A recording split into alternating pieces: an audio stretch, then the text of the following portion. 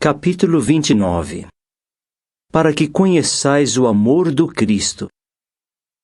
Parágrafos 1 a 3. Pergunta A. O que motivou Jesus a querer ser como seu Pai? Pergunta B. Que facetas do amor de Jesus examinaremos? Já observou um menininho tentando imitar o jeito de o pai caminhar, falar ou agir? Com o tempo, ele possivelmente aprenderá até os valores morais e espirituais do pai. De fato, por causa do amor e da admiração que sente por seu pai amoroso, o filho quer ser como ele. Como é o relacionamento entre Jesus e seu Pai Celestial? Eu amo o Pai, disse Jesus em certa ocasião. João 14, 31. Ninguém ama Jeová mais do que seu filho, que estava ao lado do Pai muito antes de qualquer outra criatura vir a existir. O amor motivou esse filho leal a querer ser como o Pai. Em capítulos anteriores deste livro, vimos como Jesus imitou com perfeição o poder, a justiça e a sabedoria de Jeová. Como, porém, ele refletiu o amor de seu Pai. Examinemos 3 facetas do amor de Jesus: o espírito abnegado, a terna compaixão e a disposição de perdoar. Ninguém tem maior amor do que este. Parágrafo 4. Pergunta: como Jesus deu o maior exemplo de amor abnegado por parte de um humano? Jesus foi um excelente exemplo de amor abnegado. Abnegação envolve altruistamente pôr as necessidades e preocupações de outros à frente das nossas. Como Jesus demonstrou esse tipo de amor? Ele mesmo explicou: ninguém tem maior amor do que este, que alguém entregue a sua alma a favor de seus amigos. João 15, 13. Jesus voluntariamente deu sua vida perfeita por nós. Essa foi a maior expressão de amor já feita por um humano. Mas ele também mostrou amor abnegado de outras maneiras. Parágrafo 5. Pergunta: por que deixar os céus foi um sacrifício amoroso da parte do Filho unigênito de Deus? Em sua existência pré-humana, o Filho unigênito de Deus tinha uma posição privilegiada e exaltada nos céus. Teve associação íntima com Jeová e com multidões de criaturas espirituais. Abrindo mão desses privilégios, o Filho amado se esvaziou e assumiu a forma de escravo, vindo a ser na semelhança dos homens. Filipenses 2, 7. Ele voluntariamente veio viver entre humanos pecadores, no mundo que jaz no poder do iníquo. 1 João 5, 19. Não foi esse um sacrifício amoroso da parte do Filho de Deus? Parágrafos 6 e 7. Pergunta A. De que modos Jesus demonstrou amor abnegado durante seu ministério terrestre? Pergunta B. Que exemplo comovente de amor altruísta encontramos em João 19, 25 a 27? Ao longo do seu ministério terrestre, Jesus demonstrou amor abnegado de várias maneiras.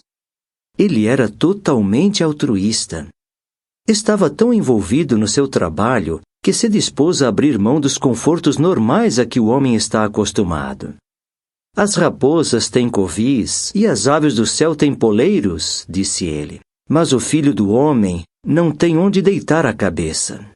Mateus 8, 20. Jesus era carpinteiro profissional e poderia ter tirado tempo para construir uma casa confortável para morar ou para fazer lindos móveis e vendê-los a fim de ter dinheiro extra. Mas não usou suas habilidades para conseguir bens. Um exemplo realmente comovente do amor abnegado de Jesus se encontra em João 19, 25 a 27. Imagine como Jesus devia estar preocupado na tarde da sua morte. Enquanto sofria na estaca, ele pensava nos seus discípulos, na obra de pregação e especialmente na própria integridade e em como ela refletiria sobre o nome de seu Pai. De fato, o futuro de toda a humanidade estava nas mãos dele. Mas um pouco antes de morrer, Jesus mostrou preocupação com sua mãe, Maria, que aparentemente já era viúva. Ele pediu que João cuidasse dela como se fosse sua própria mãe e, depois disso, o apóstolo levou-a para a casa dele. Assim, Jesus providenciou que se cuidassem das necessidades materiais e espirituais de sua mãe. Que comovente demonstração de amor altruísta! Teve pena. Parágrafo 8. Pergunta: qual é o sentido da palavra grega que a Bíblia usa para descrever a compaixão de Jesus? Como seu pai, Jesus tinha compaixão. As Escrituras descrevem-no como alguém que fazia de tudo para ajudar os necessitados, porque se sentia profundamente comovido. Ao descrever a compaixão de Jesus, a Bíblia usa uma palavra grega que é traduzida teve pena. Um erudito diz o seguinte a respeito dela: descreve uma emoção que comove o homem até as próprias profundezas do seu ser. É a palavra mais enfática em grego para o sentimento da compaixão. Vejamos algumas situações em que Jesus sentiu profunda compaixão que o motivou a agir.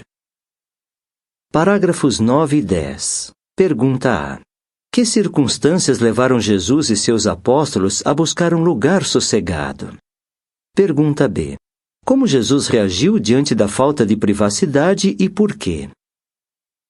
Motivado a atender às necessidades espirituais. O relato de Marcos 6, 30 a 34, mostra o que, principalmente, levou Jesus a expressar pena. Imagine a cena. Os apóstolos estavam alegres porque haviam acabado de voltar de uma extensa viagem de pregação. Quando encontraram Jesus, contaram-lhe com entusiasmo todas as coisas que haviam visto e ouvido. Mas ajuntou-se uma grande multidão, de modo que Jesus e os apóstolos não tiveram tempo nem para comer. Muito observador, ele notou que os apóstolos estavam cansados. Disse-lhes: vinde, vós mesmos em particular, a um lugar solitário e descansai um pouco. Entraram num barco e atravessaram a extremidade norte do mar da Galileia, rumo a um lugar sossegado. Mas a multidão os viu partir. Outros ficaram sabendo disso. Todos eles correram ao longo da costa norte e chegaram ao outro lado antes do barco. Será que Jesus ficou irritado com essa falta de privacidade? De modo algum. Ao ver milhares de pessoas esperando-o, ficou comovido de coração. Marcos escreveu: ele viu uma grande multidão, mas teve pena deles, porque eram como ovelhas sem pastor. E principiou a ensinar-lhes muitas coisas. Jesus percebeu as necessidades espirituais dessas pessoas. Eram como ovelhas perdidas, sem pastor para guiá-las ou protegê-las. Jesus sabia que, em vez de agirem como pastores amorosos, os líderes religiosos insensíveis desprezavam o povo. Penalizado, começou a ensinar-lhes sobre o reino de Deus. Lucas 9, 11. Note que Jesus sentiu pena das pessoas antes de ver qual seria a reação delas aos seus ensinos. Em outras palavras, a terna compaixão não foi o resultado de seu ensino às multidões, mas o motivo de ele ensiná-las. Parágrafos 11 e 12. Pergunta A. Como os leprosos eram encarados nos tempos bíblicos, mas como Jesus reagiu quando um homem cheio de lepra se aproximou dele? Pergunta B. Como o toque de Jesus possivelmente afetou o leproso e como o relato de um médico nos ajuda a entender isso? Motivado a aliviar o sofrimento. Pessoas com várias doenças percebiam a compaixão de Jesus e, por isso, se achegavam a ele.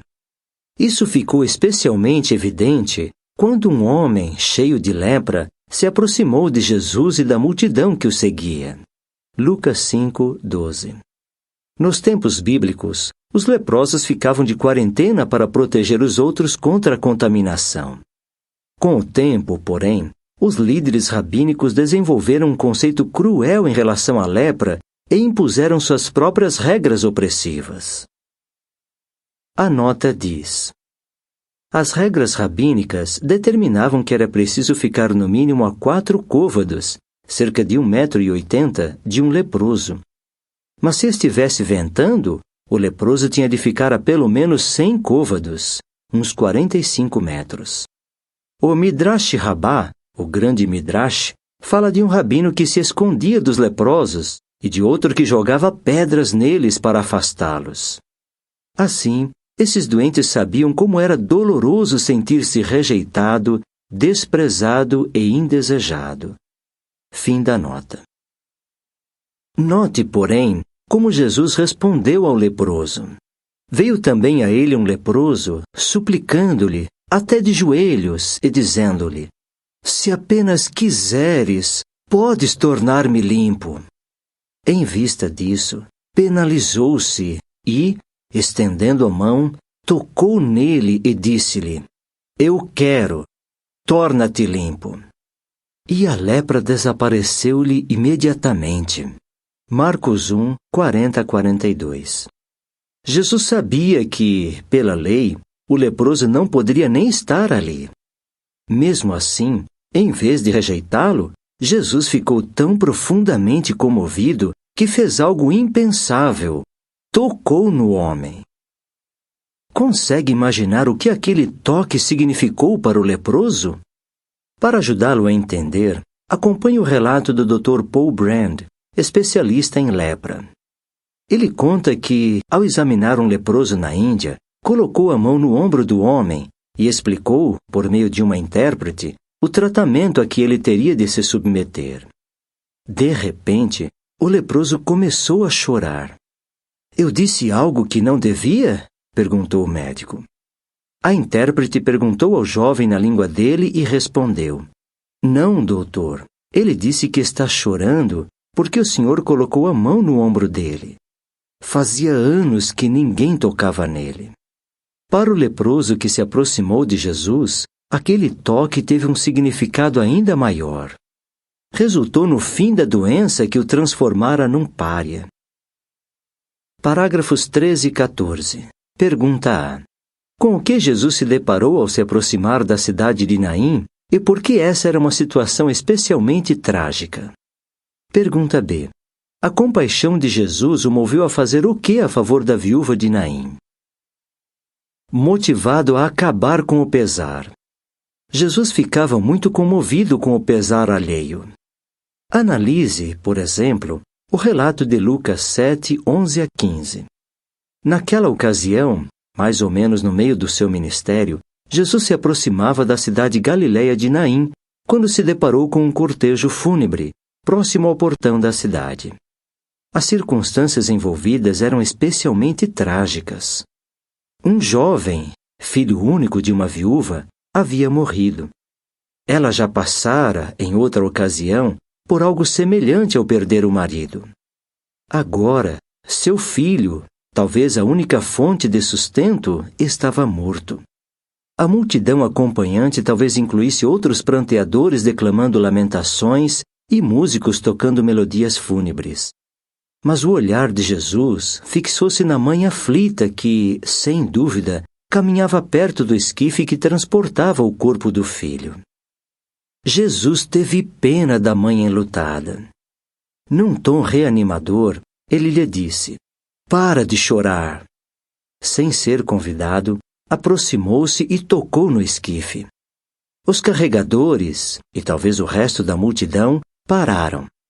Com voz de autoridade, Jesus falou para o corpo sem vida: Jovem, eu te digo, levanta-te.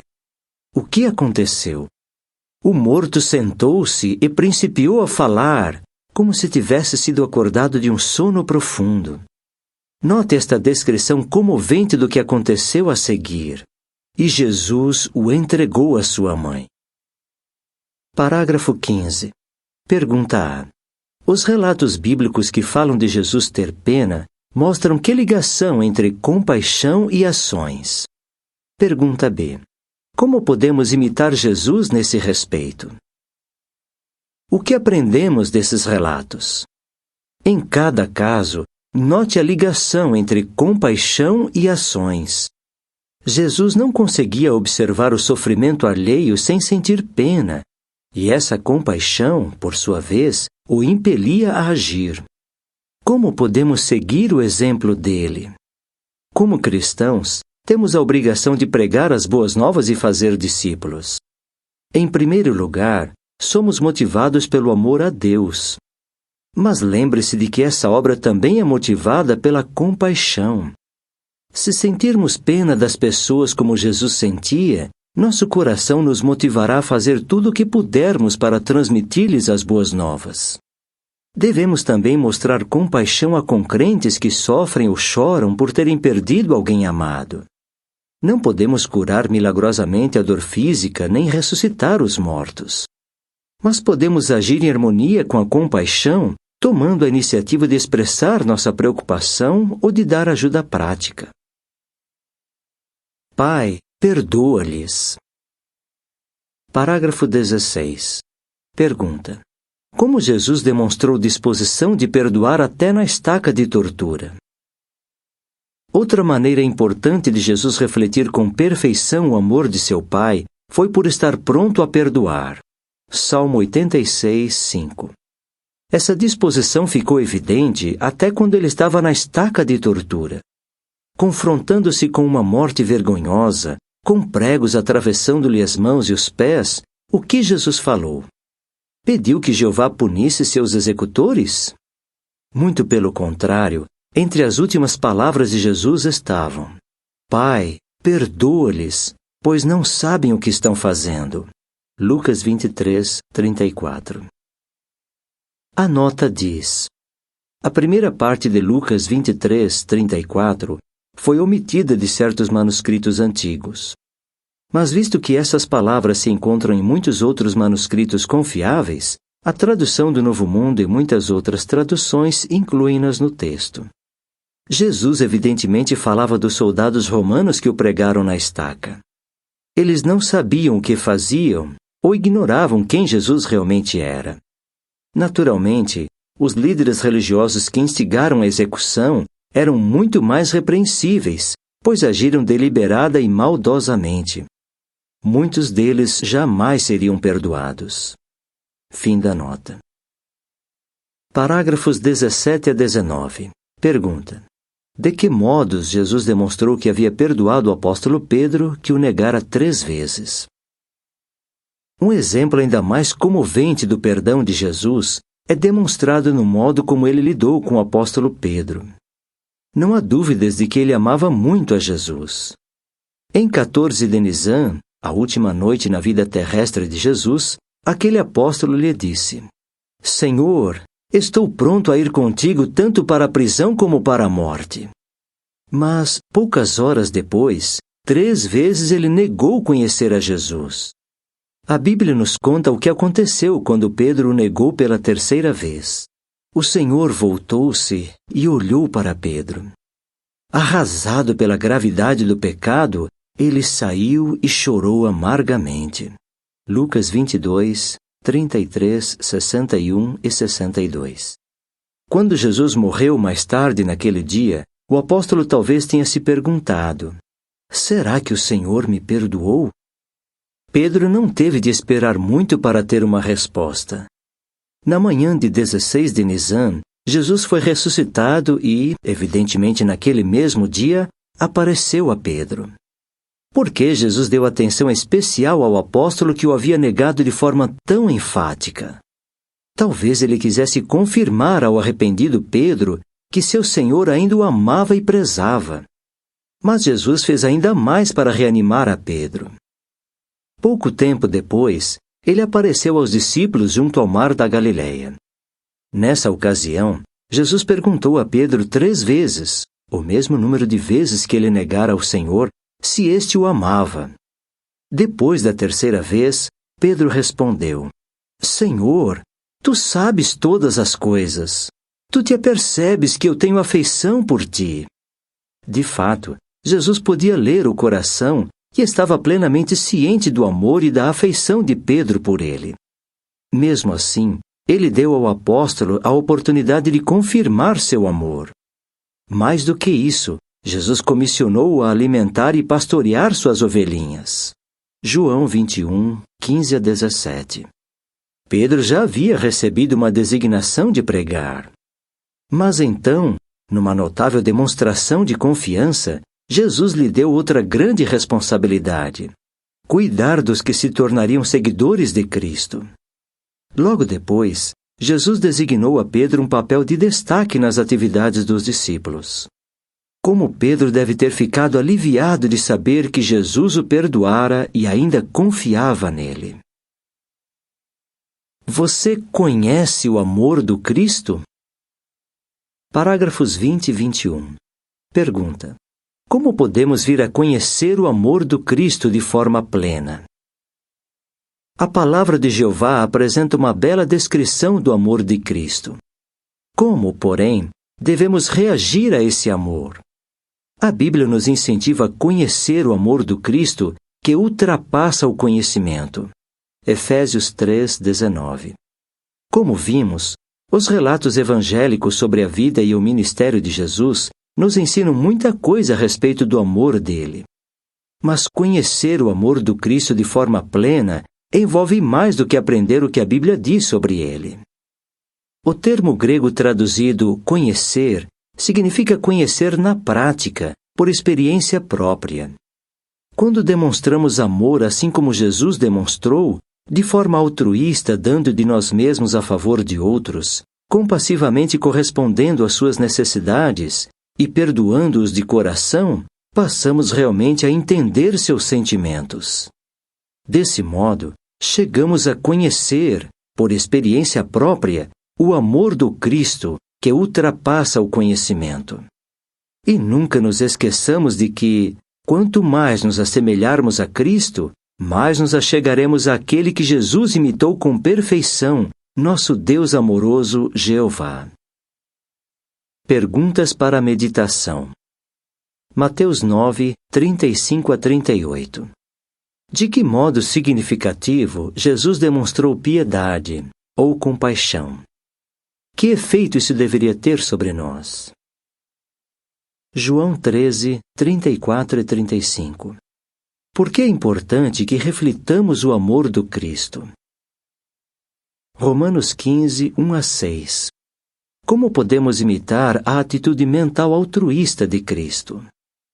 2 Coríntios 5, 14 e 15. O apreço pelo resgate deveria ter que efeito sobre nossos conceitos, alvos e estilo de vida?